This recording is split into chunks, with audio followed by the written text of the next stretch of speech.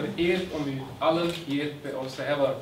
Er zijn een aantal jurycorso's waarop wij eigenlijk heel trots kunnen zijn. En bij een aantal heeft de koningin meegegluurd. En zij had het goed gevonden om deze mensen te decoreren, zoals ik dat zo plechtig zeggen.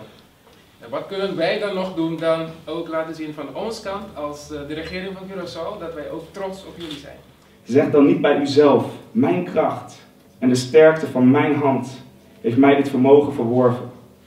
Maar gij zult aan de Heer uw God denken, want Hij is het die u kracht geeft om vermogen te verwerven, ten einde het verbond gestand te doen. De Bijbel zegt hier dat God het is die u kracht geeft om alles te doen. Vergeet hem niet. Amen. Dank u wel. Ik hoop dat u weer lekker zal eten.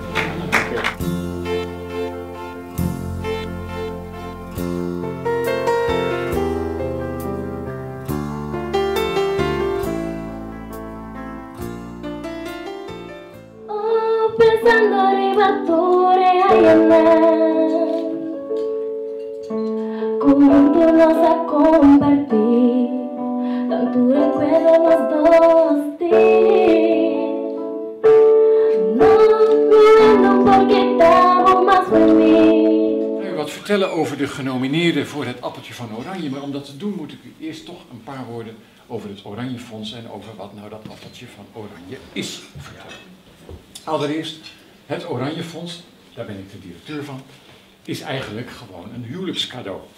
Normale mensen krijgen een zilveren cassette of een Wedgwood servies, maar als je prins bent en prinses wordt, dan krijg je een fondscadeau.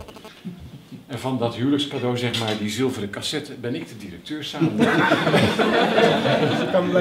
Dus wij kunnen de tafel zilver poetsen en uitgeven, zeg maar, samen met 40 medewerkers. Of daaromtrent in Utrecht, steunen wij de sociale cohesie in het Koninkrijk der Nederlanden.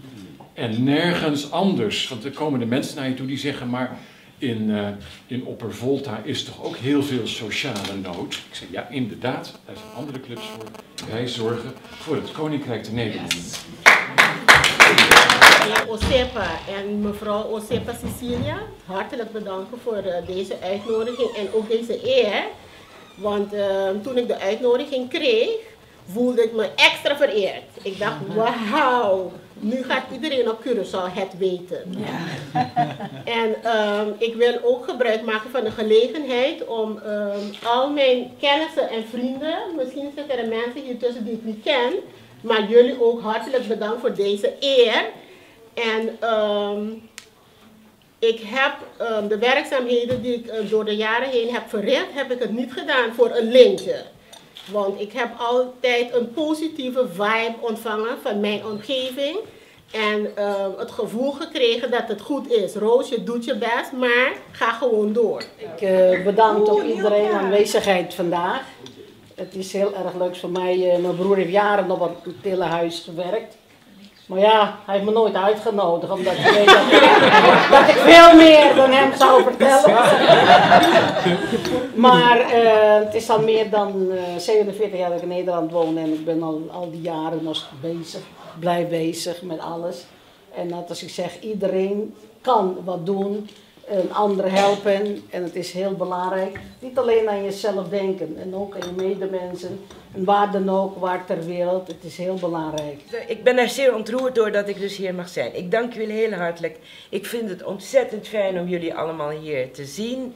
Het eten was voortreffelijk. Ik ben net even naar die kokkinnen gelopen om hun te zeggen dat het echt heerlijk was.